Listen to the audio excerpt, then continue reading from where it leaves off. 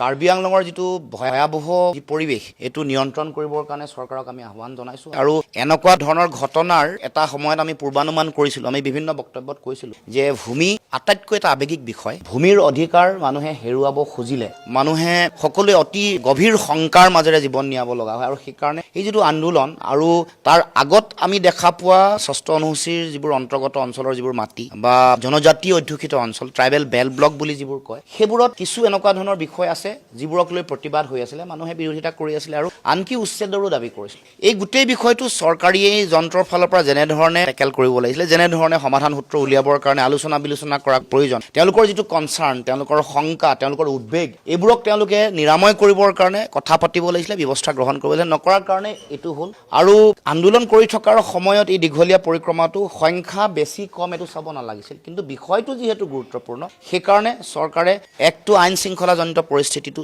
তেওঁলোকে চাব লাগিছিল। তেওঁলোকৰ যিটো ইণ্টেলিজেঞ্চ এইটো ফেইলিয়াৰ হৈছে আৰু তাৰ কাৰণে মই ভাবোঁ যে চৰকাৰে জগৰীয়া